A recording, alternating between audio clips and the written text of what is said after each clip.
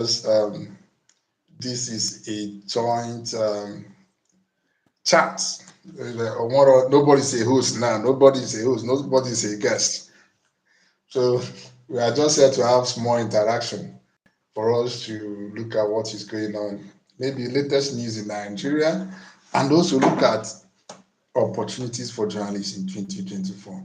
I'm so much interested in this topic, opportunities for journalists in 2024. When you look at our work as journalists for over years, the trend is changing from what it used to be. You can't believe that for the last 10 years that the trend has changed. I could remember sometimes in 2004, 2005, when the system is upgrading from analog per se to media. So, and we are now seeing that time they were using typewriter. When we go to coverage, we use a kind of cassette tape to record people and stuff like that. And mind you, before that time, they were using a kind of a big gadget they call record at that time. So, so before that generation, down to when we now begin to use midgets, that's what we're being called. Then, and stories are being typed with typewriter. So after that period, there is a kind of migration to use of computer. I remember those days in Radio Nigeria, anywhere here, where it was difficult for people to even use computer. People were being trained. Anyway, so that is the generation. And now we are leaving that generation of normal digital world, computer to AI, artificial intelligence. I think that is the main thing, major thing today in media industry. And the question is, before we delve into how journalists are embracing digital media or embracing artificial intelligence, can you share with us background about yourself? Who are we discussing with? Okay, thank you very much. My name is Arinze. Arinze Chijoke. I'm a Nigerian-based journalist. I've been practicing for the past 4 or 5 years as a journalist, and within this period, I've done quite a number of investigations. Really, I mean that's like what I focused on: investigations across climate change, environment, the healthcare system across Nigeria. Yeah, so basically over these 4 or 5 years, I've been doing investigations, trying to see how we can really get the Nigerian society working again. And most importantly, of course, what I also try to do is I try to investigate issues around corruption generally. Yeah, so that's like basically trying to keep our leaders on their toes, trying to get them to do what they're supposed to do for the people. Yeah, so basically that's what I've been doing over the years. Wow, that is interesting. But I think you are forgetting one aspect of the introduction. I remember when we did a kind of workshop or training on clef, and Okay. you're champion of that training. I can't remember. I can't forget that. I think that was done by Smart Train, right? Yes, yes, marathon years ago. Yeah, yeah. We are. In case for those who don't know him, this is an award-winning journalist and one of the best we have here in Nigeria. Something I observe. Do you notice that journalists usually don't hype themselves? They don't just, as I said, this is just interaction. But do you notice that journalists don't hype themselves? They don't promote themselves. And what could be the reason? It's not like we don't hype ourselves. We do. If you check across social media platforms these days, except maybe if you're referring specifically to awards, but if it's about sharing our work, the work we do, our investigations, we do it a lot these days because if you don't share some of the works you do as a journalist, nobody would recognize you. I know many people who were contacted in Nigeria by people across different countries just because they saw some of the works they've written. Yeah, so we do a little bit of that hyping, except even awards, there are people that, I mean, they always talk about it, you understand, but not just a very small section of the journal. It's not really something everybody does, you understand, but we do hype ourselves really. But I think we need to do more. Because these days when you hear people like lawyers speak about lawyers, the way they hype law as if you are not a lawyer, this is the end of the world for you. These days, even content creators, when you hear somebody say content creator, the way they hype it is as if you are not a content creator, you are not. Then, but journalism, you remember the second leg of this discussion is opportunity for journalists in content Yeah. creation and trying to strike a balance between content creation and what we do as journalists. Meanwhile, before we dive into that, I think 2 days ago, there were elections in Nigeria, state government election in 3 states in Nigeria: Kogi, Bayelsa, and Imo State. I believe as a journalist, you are in tune with reality, what is going there. You may not have been in one of the states to cover, but I know you will know a lot of things. Can you share with us your assessment of the whole exercise? Okay, my assessment would be that nothing much has really changed from what we saw in the general election. I mean, you have people not really trusting the INEC to do what they are supposed to do. So across these 3 states, we had pockets of violence. I think in Kogi, somebody was killed. That's what I read in the media. And then of course we had people fighting. We also had cases of okay, sorry, I heard that in some areas the INEC officials already like filled the result sheets and all of that. So if you ask me, I would say nothing much has really changed, and it just keeps making the situation worse. I mean, gradually we'll get to the point where people wouldn't want to come out and vote again because they don't feel like their vote will count at the end of the day. You understand? So of course, I also heard of delay in the arrival of materials in some locations. You understand? So I must give it to the government. They tried in terms of providing security, but security is usually not enough. You understand? Of course, we also had the issue of the beavers and the desire by people that either could upload results as they come in. That didn't happen.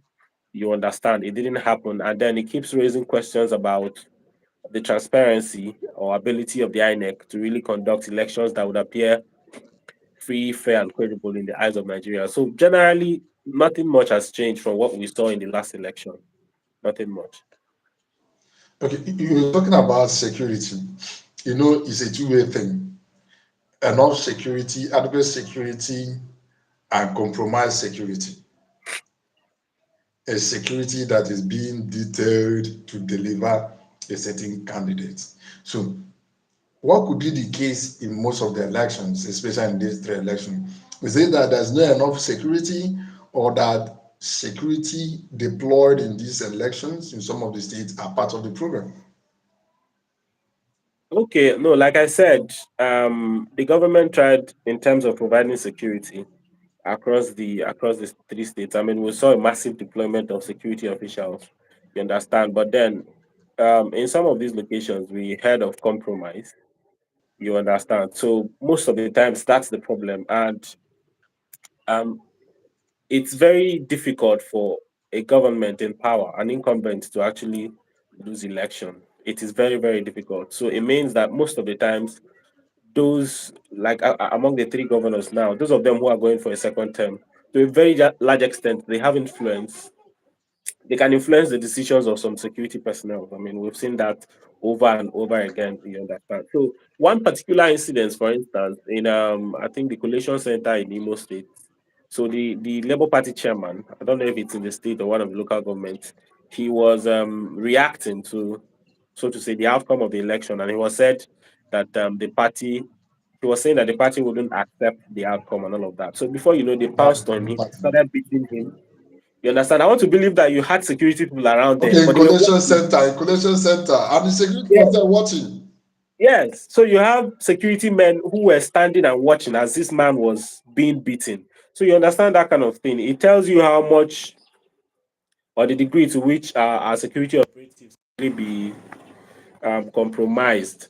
You understand? So it's one major problem. We need to get to that point where all these relevant stakeholders will be truly independent. If you're deployed to the state to work as a security person, you try to be as unbiased as possible. You understand? So one thing I don't think would deal with is this question of bias. You can in the public claim that you're not biased, but in your mind you are biased. You have somebody you prefer. So it's a very big problem. Okay, but by your own standard, you can say that some of the security agencies, it, they just observe, they're observant. Because Yeah. even it's a practical thing. Because even some of those elections, when you see them, they're as good as observers. They usually don't make arrests. In some cases, they will just be there and something will go awry and nothing will happen. No arrest, nobody will be picked. And again, do you think that election offenders are not being persecuted and they never face the law, and that could even aid why more people are involved in electoral malpractices? Yeah, of course. I mean, I don't think I've not heard or seen where somebody was arrested, maybe either for bullying people um, because of election, and then he was tried, and then in court, you understand, maybe he was taken to court, tried, and then put behind bars because of their crime. So, I mean, you have people who disrupt elections every now and then. I mean, a particular example is what happened in Lagos. We all can remember. So you have people who were openly threatening people that if you don't vote for this candidate, we're going to deal with you. We saw videos, I mean, of people who were beaten to pulp because they voted particular candidates. Some of these individuals who perpetrated these acts, I don't know, nothing has happened. And then it's looking like nothing happened really. Everybody seemed to have forgotten about it. You understand? So there are hardly cases where electoral offenders were dealt with, so to say, by the law. It's not something that happens. It's not something you find there, except maybe there are those that I don't know about, but I've not heard and I've not read and I've not seen. But we Okay, need to that's get to that point, really. Yeah, we need to get to that point where people will be punished for their sins. You understand? Because this is the soul of the country we're talking about. So we we don't just want to elect any kind of individual into power. You understand? We know how much we have lost as a country because we've not had the crop of leaders who really understand what leadership is all about. People who are just after their pockets. I mean, and these are people who during elections they are willing to go all out. They are willing to deploy every resources they have. They're even willing to kill just to get to power. You understand? So we need to get to that point where we don't allow these individuals to get into power.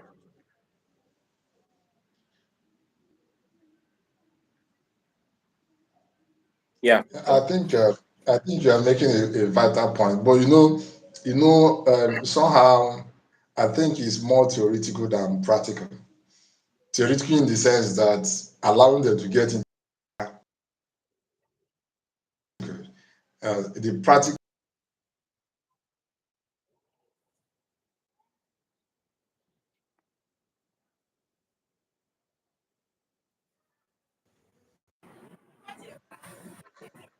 I don't know Okay. if you get what I said.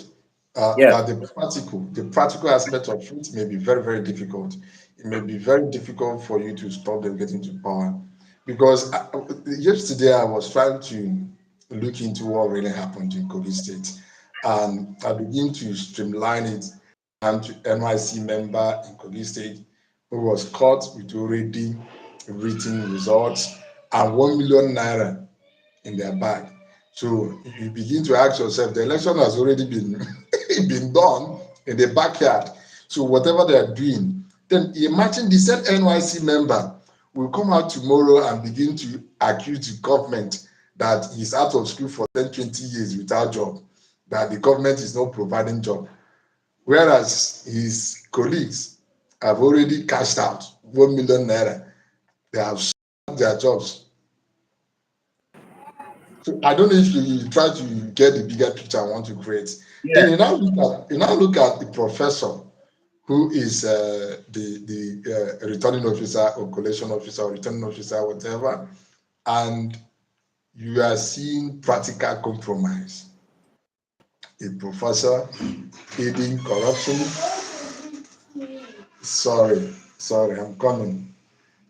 So you see a professor aiding corruption and a professor aiding rigging. Just a minute. Just a minute. Who's on?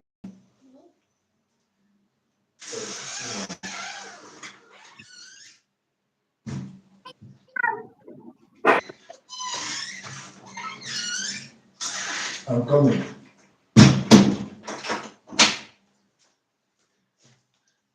This is the kind of thing you say off the mic, off the mic. Morgan want to respond. Yeah. So So we are in a system where everybody, because I'm trying to answer that question or maybe put a picture to what you just said, stopping them from getting into the office. Is it the NYC member that will allow them or will not allow them without being compromised? Is it the INEC official who the only time he will make anything meaningful in his life, sorry to use that word, is after every 4 years. That is when they will get bribed because that's the only thing meaningful. They will say, in quote, most of them will say, this is the only time for us to get something every after every 4 years. So, or is it professor who have been in strike all this while? So, what I'm trying to say in essence is that the system is in trouble. Is it the security agencies, the police who are not being paid well? And this is the time they will make a little out of it. So when you begin to look at selfish interests or that temporal benefit, most of them we get at the moment, you now begin to find why it is very, very difficult. The professor is compromised. A whole professor is compromised. A whole NYC member whose future is being questioned. I don't know if you understand. Is also compromised.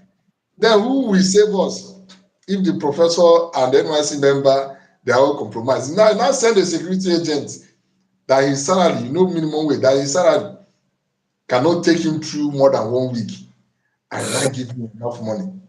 So this is why what I'm thinking is that the system has made it very, very difficult for these people to stop getting access to government. But the question now, does it mean that there's no hope? yeah, it's very very complicated, very very complicated. Because if you ask me, the NYC person, for instance, I would suggest if you know you can't do it, don't register to be part of it in the first place. So it's a question of integrity because I don't think anybody is forcing you to register. They make it optional. If you want to be part of this election, you can go and register. And I mean, if you have an idea of what usually happens during election, then I would advise you don't take the offer in the first place. You understand? But most people, because they want to make more money, like the guy who was I don't know if it's a guy or a girl who was caught with 1 million naira. So you can imagine 1 million naira. How much is the allowance that comes How in long will it take you? every Even month? 1 million. Around 33,000. You understand? So we're even thankful that Buhari increased it before he left. It used to be 18,500 or so. So you can imagine that kind of thing in these 25.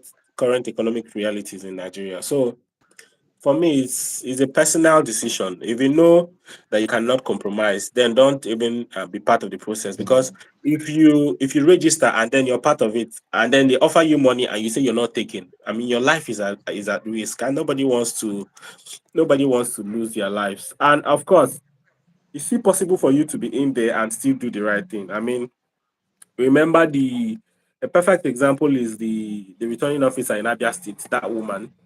I mean, I can't even imagine the kind of pressure she was under Yeah. to do the wrong thing, but she still decided to do the right thing. You understand? And So she's alive today. yes, yes, yes. You understand? But most of the times it's not like that. I mean, she would have been beaten up or probably lost her life. You understand? So it's complicated, and that's why I keep saying that we really need to go back to the grassroots from the family level. You understand? Begin to talk to the younger generation about what leadership is, because the impression people have in Nigeria, I mean, for me, it's my opinion, the impression a greater number of Nigerians have is the fact that politics is a do or die affair. You understand? So you're not probably going to get into an office because you're the favorite to win the election. What takes you in there is your ability to, if you have the mind to kill, you understand. If you have the mind to give people money, to destroy the process and all of that, you understand. So that's why most of the times those who get into power are not those who are not a reflection of wishes. They're not a reflection of the wishes of the people most of the times. You understand? Because these people, they're the ones who do not steal. They're the ones who do not have the plenty money to throw away. You understand? So that's really a problem. We need to go back to the grassroots, family, schools. You understand? Introduce courses on leadership, so that from that very young age we can begin to really catch them young. We can begin to make them understand that leadership is about service. You get, and you don't have to kill, you don't have to steal to be able to get into power. So that would be my own suggestion. I think that's an interesting one, and that's a good one anyway. God will save Nigeria. God save Nigeria. Easy. Okay, let's do what else we other points or topic we have on this show, and that is the issue of opportunities for journalists in content creation. Let's maybe look at content creation. Um, you have a YouTube channel, the multimedia, right? Yes, multimedia channel. The multimedia, yeah. So and this is a kind of one out of so many social media platforms. Then, do you think that journalists have opportunity in content creation? Yeah, sure. And of course, the content creation is not just about YouTube, TikTok, and the rest of them. So the right things to do is also creation of content. You understand? But I want to believe you're referring specifically to the one that has to do with video, YouTube, TikTok, and the rest of them. Of course, we have opportunities, quite a number of opportunities, and I mean, the internet has made it a lot more easier today for we to be content creators. You understand? But I feel like what matters at the end of the day is having a clear understanding of what you want to do with your content, or what you want to do with your particular page. There are people who do quite a number of things, and as a matter of fact, I want to believe that those who gain more followers, I mean, I don't know if there's any data to it, are those that do create comedy related content. They are the ones, you understand, because everybody wants to be happy. People want to watch stuff and be happy. You understand? Because the problem in Nigeria alone is enough to give you headache. So people just want some sort of relief on their lives every day. And that is why you have some of these guys who are into comedy and skit making, you understand, having more followers. But of course, it doesn't mean that as a journalist, most of the times the kind of content to create are content, they are like my own you mentioned. These are, sometimes you have sad stories, stories about climate change, you understand. So like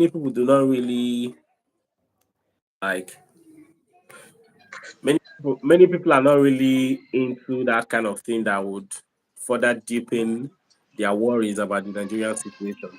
You understand? But it doesn't change the fact that as a journalist, you have like enough opportunities to create content. I mean, you have TikTok, for instance. You understand? There are people that do quite a number of things on all of these social media platforms. Maybe you could be creating content, interview content, for instance. You understand? You could do content from the stories you tell in the field.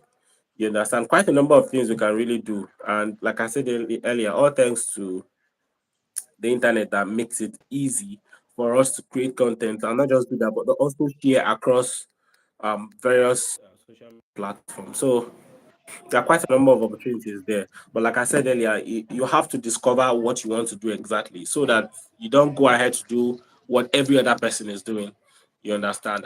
And the moment you discover that distinct thing you want to go into, I mean, it would appeal to your audience, and before you know, you just keep getting followers and all that. Okay, let me also put a small idea, at least for those who are watching. Um, um, content, as we said earlier, what you do is just content. The news, breaking news is content. Something happened 50, 60 years ago is content. Investigation is content. Current affair, press releases, all of them are content. So it depends on where you are putting it and people. There are a number of channels that are news channel out there, whether TikTok, YouTube, including this one we are in, it's news center. So it's also content we are doing. So, but that these rules about comedy, street making, all of them. So they dominate. When you hear content creators, people now think these are just the main people who are doing content. So, but relatively, what we do, whatever you put on social media is practically content. So your success, in my own thinking, can be determined by your ability to be consistent and the number of people in the niche you choose. So what you are doing, number of people who appreciate what you do. You may be putting out good videos, whatever, but once you are doing good video and you are consistent in doing it, definitely you find people, millions of people who will love it. But the key, where the problem is that consistency, getting that consistency. That is where exactly the problem is. So please, 1 minute.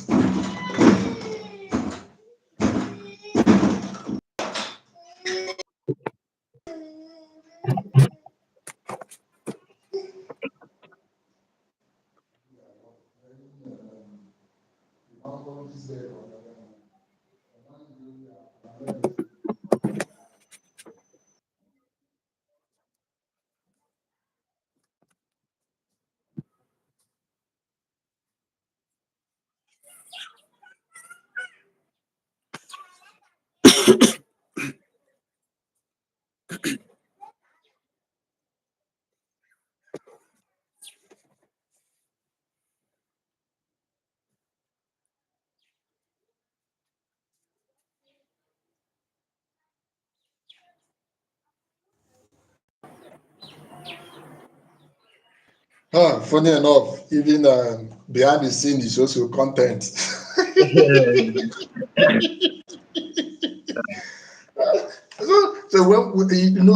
there's one video I watched somewhere. I think it's on TikTok. What this guy does is just rice seed. So you get one bag of rice, you get 1 cup of rice, then I begin to count it one after another. And actually, people are watching this thing. I don't know if you understand. So at Yes. some point, I was like, since this guy is counting rice, is it not for me to start counting melon, Mm. egusi? I Yes. don't even Yes. understand. So, Yes.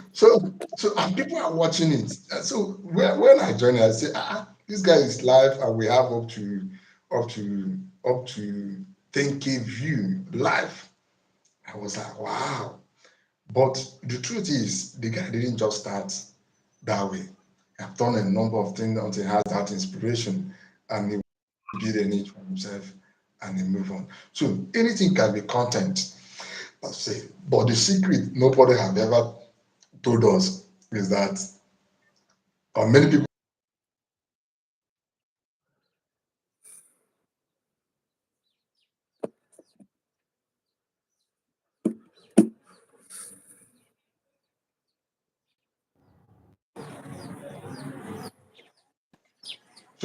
So what people usually don't understand is that consistency.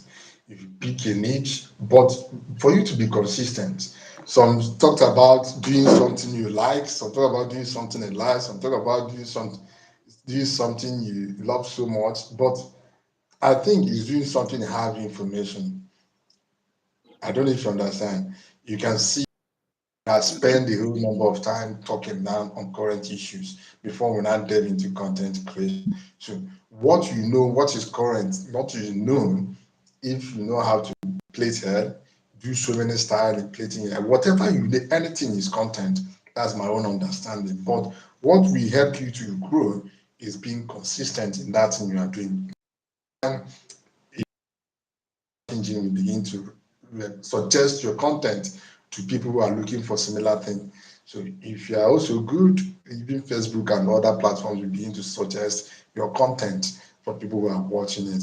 So that is by the way. So for me, I believe that journalists have a lot of, especially in Nigeria these days, monetizing a page. That time when we started, those days, you don't, agents are like secret agents. Maybe for you to have somebody who will monetize your page. It's like, but Yeah. the content, those who are monetizing agents are also on social media looking for customers. It's not open, but it's true now. Yeah, true. It's true. So when you hear those people, the people who started content, that waiting be his name again. Even before Yamba, but what is this guy again, Mr. Funny? Okay. So so even Aisha, when Aisha now joined, but some of them who started so early. What is it called? Gossip New. Then uh, which one again?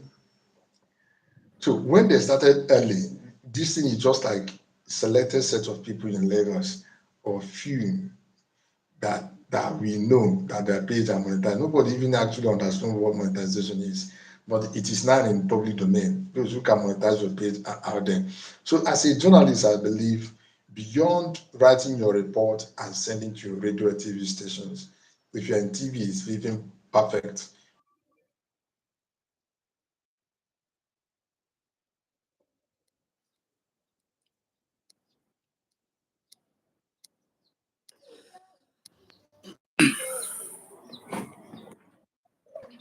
Now there is calculation I used to make.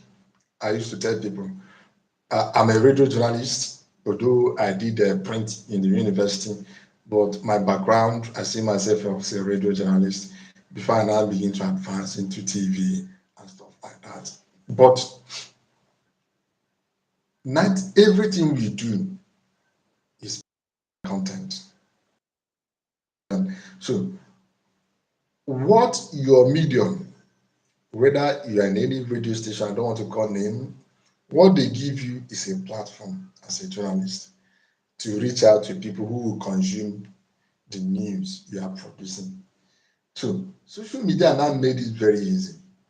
So any journalist, a student of communication,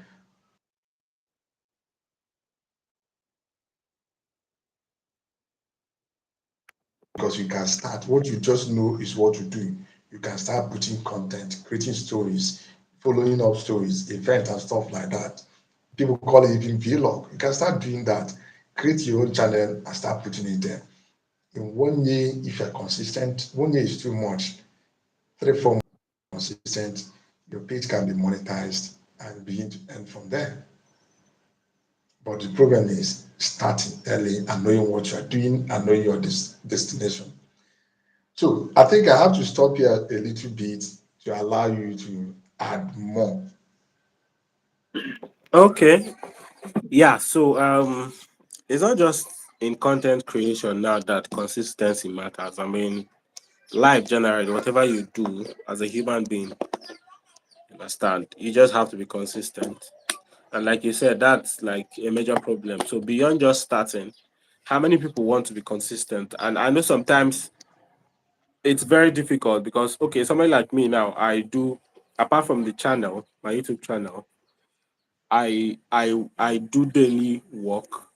Some from time to time I travel for investigations, travel for special reports and all of that.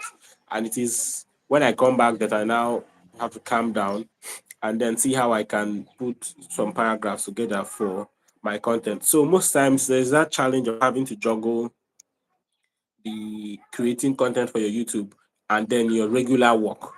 You understand? So there's still that challenge. But of course, the major problem, the major problem is really starting out. Some people have ideas, but they're afraid of Okay, what people will maybe say not. when they start.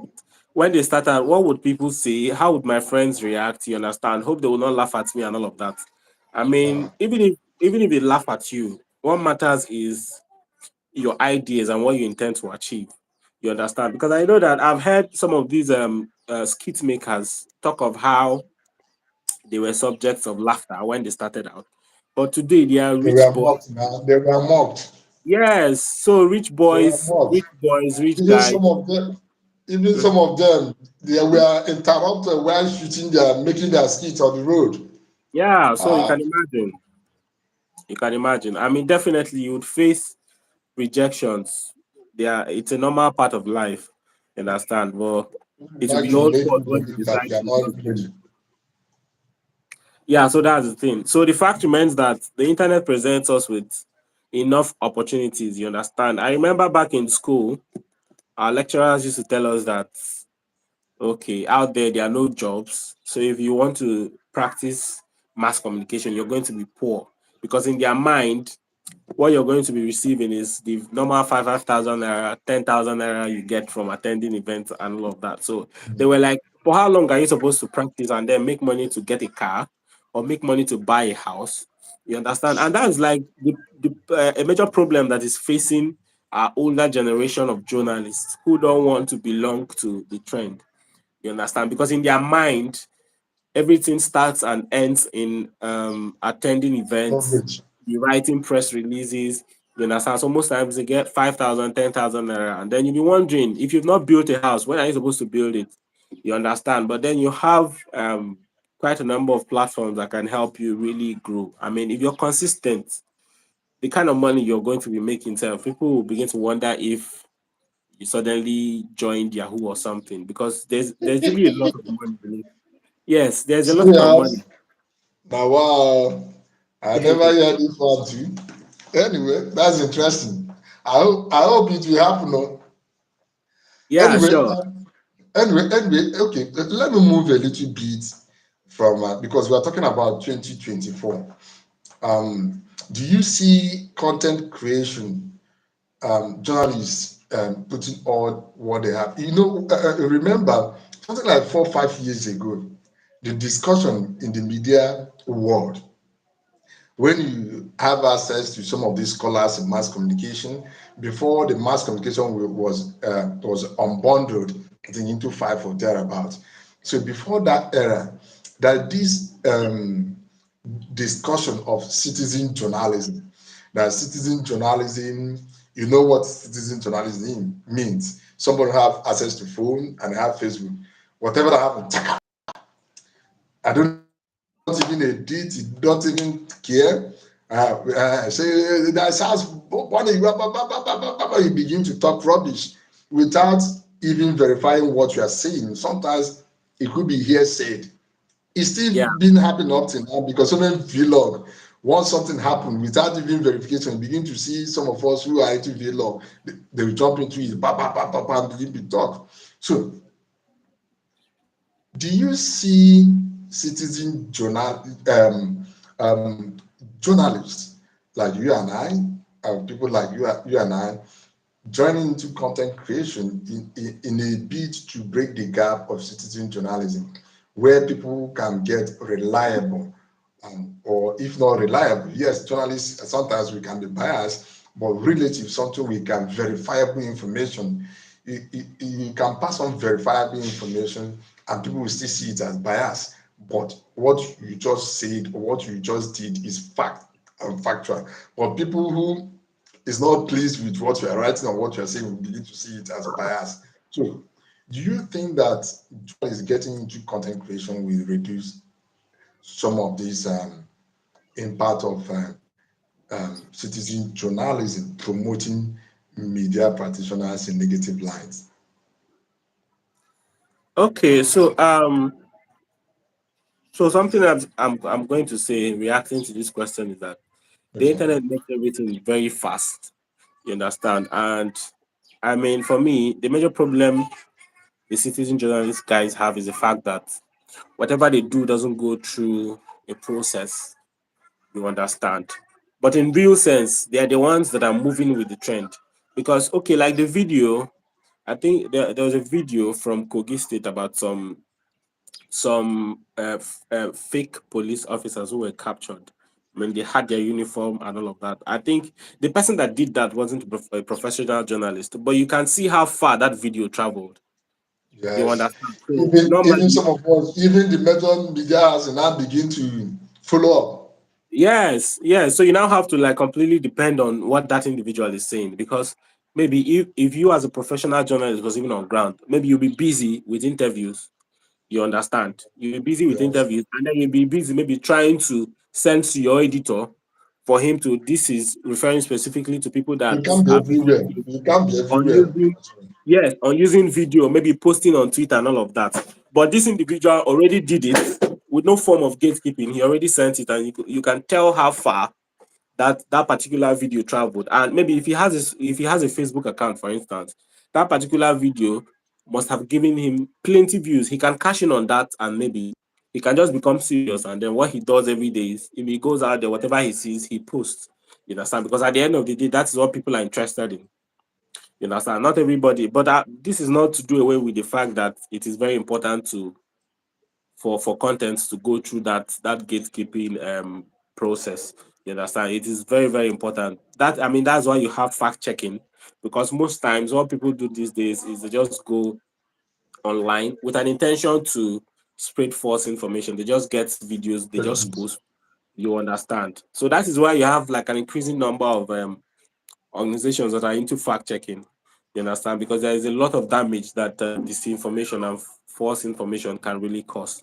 You understand? So what I would say basically is that it's not possible to really end citizen journalism. It has come to stay.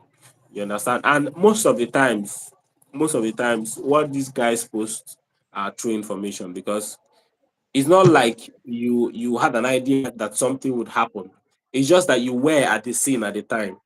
You understand? And you were able to take record and then you share. You understand? So it's not like somebody will call you and say, come to Abapa, for instance, in Enugu, something is happening here. Most of the times, it is people who are on ground, you understand, that get this information and they And share. snap it And and yeah, say, yes, and whatever it is they share really goes, it flies. You understand? So they yeah, don't really have to even pay Facebook for to boost the promotion content or boost. whatever. Yes. It But you will see that boost itself. you who is a professional journalist, you even have to come and pay Facebook, because To you boost understand, your because content. you don't have to go through a whole lot of process. But immediately that individual does that video and sends, before you know, it's everywhere. Okay, that's a good one. I think we are going to shift a little bit from content creation. Maybe we have to advance the discussion to be more specific, what journalism do, how to start, what to do, and what not to do. But that would be a discussion for another day. Then, however, beyond content creation, do you think that there are other opportunities like award nominations, like fellowship that journalists, especially those in Africa, easily? Because one thing is accessing some of these platforms, and again, or funded investigation or report. Is there anyone you can share with the audience? Exactly, if you have a journalist who is watching.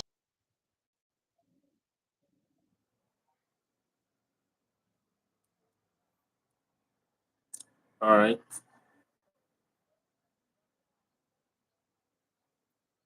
Can you hear me?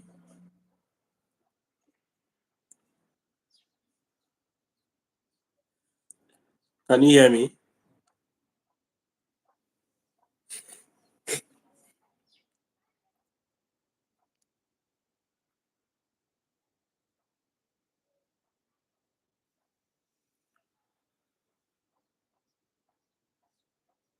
Can you hear me?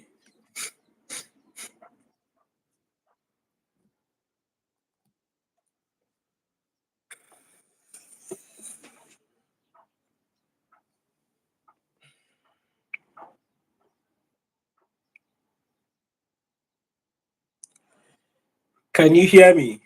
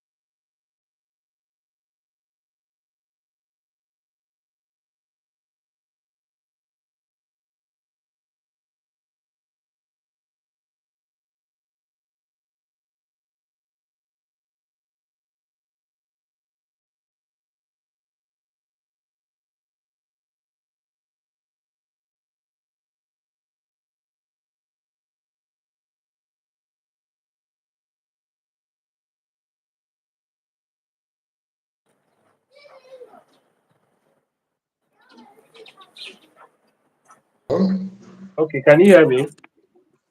yeah, I can hear you better. I think network makes more magic. Yes, yes. Ma, ịma na n'ụgbara a sị na aeroplane fefee n'elu Uh, or block or network. I don't know how reliable the information is. Anyway, so I think we are going to round up this discussion. But for us to round up, let us go to one aspect of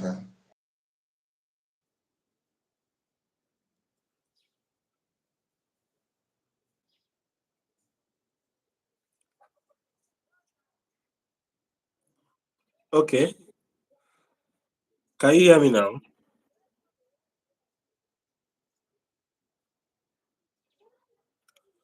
Eh? Oh,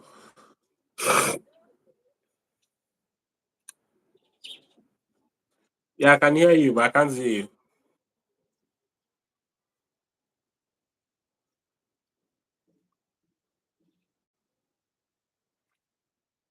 Yeah, I can hear you, but I can't see you.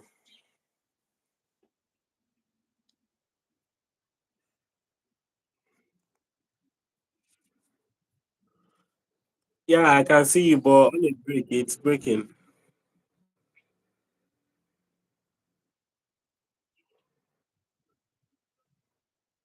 Yes.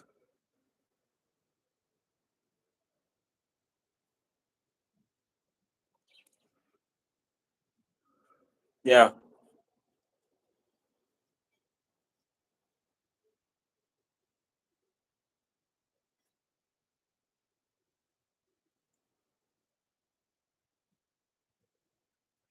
Yeah, the network is really bad.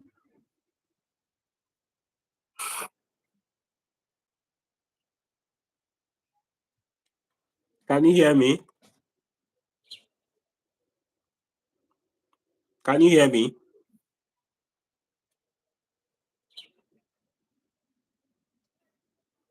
Can you hear me? hello. The line is breaking.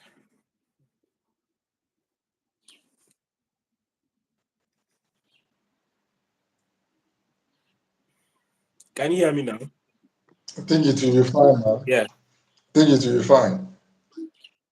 Now I get another phone that hook up to my network. Oh, okay. It's better now. Disconnected. So I think the last part of this interview. Yeah, sorry.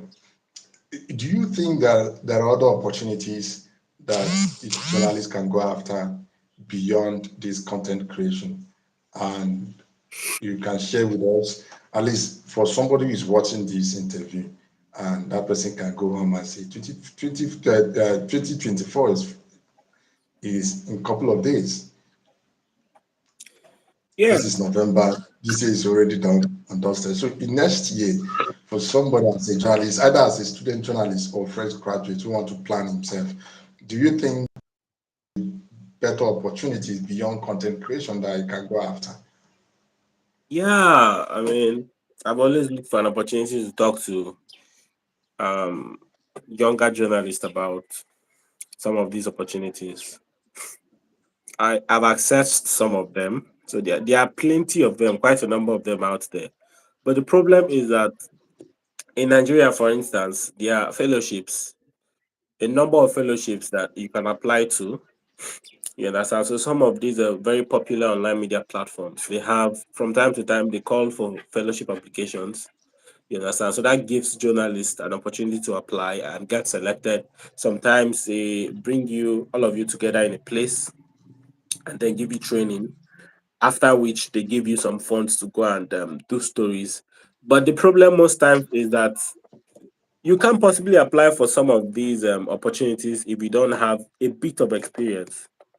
You understand? So I remember when I started out, the very first fellowship opportunity I got was because I had a story. I think it was around climate change, and the opportunity, yeah, was around climate change. And thankfully, I had a story I did around climate change.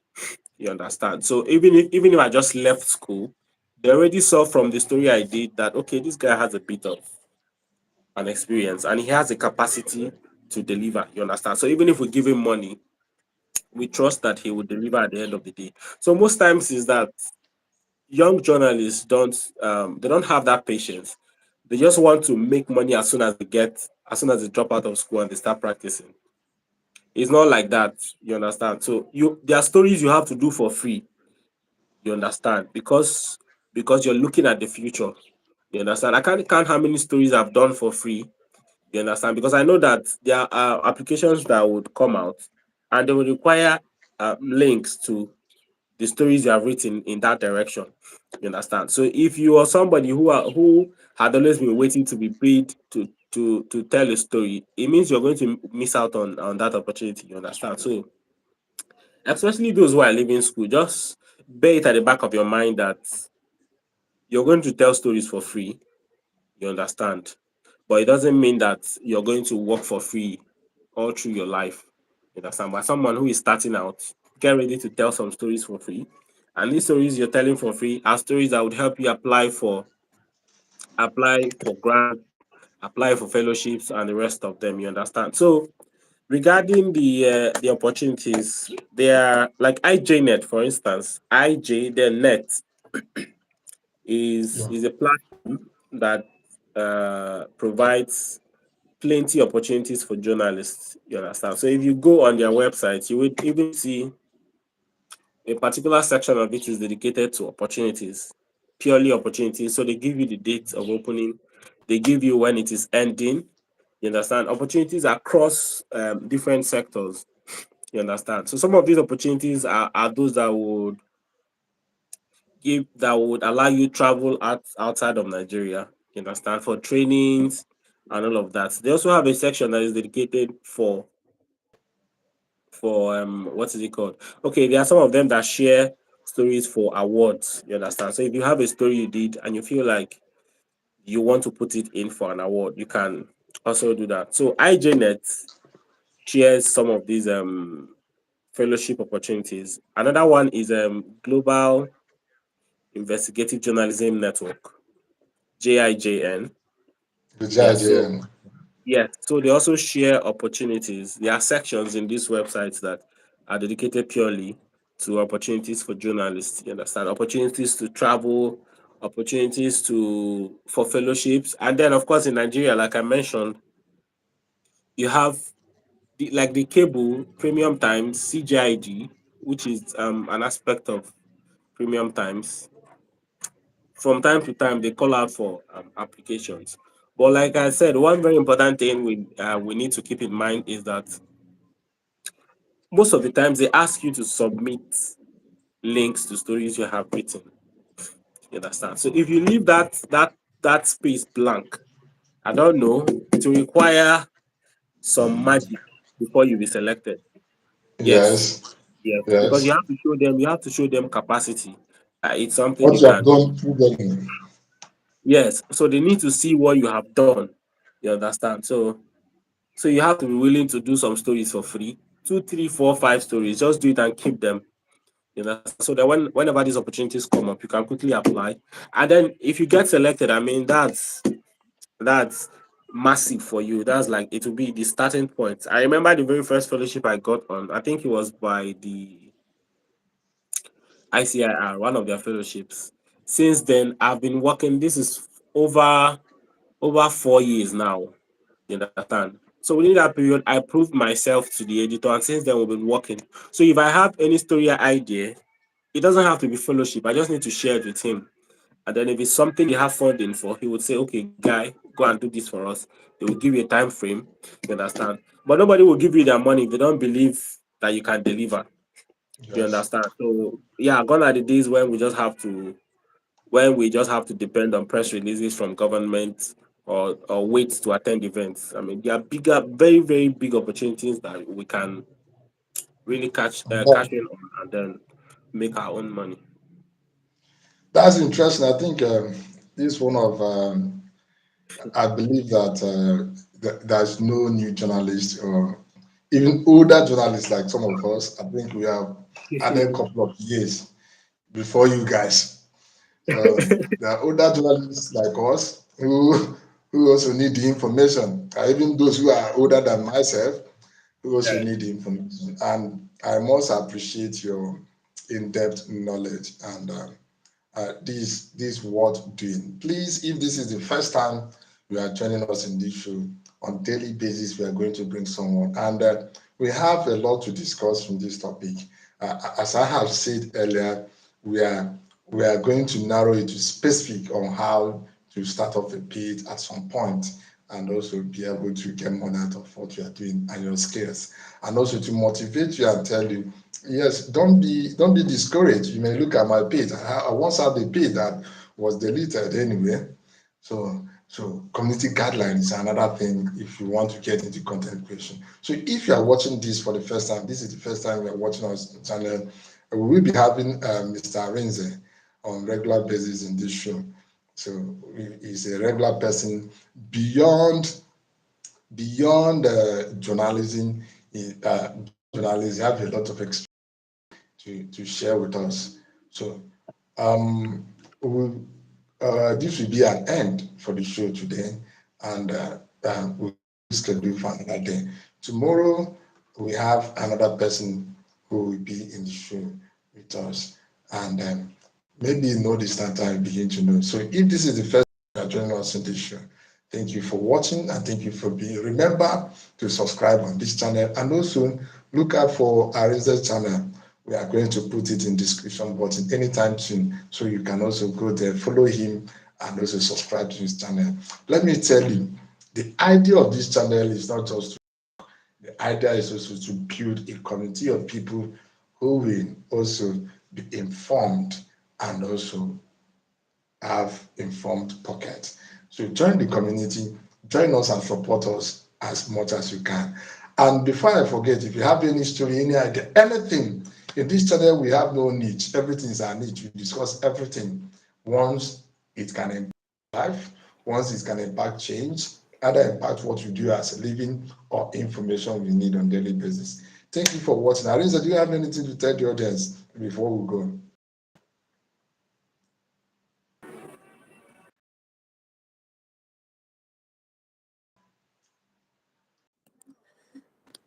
Okay.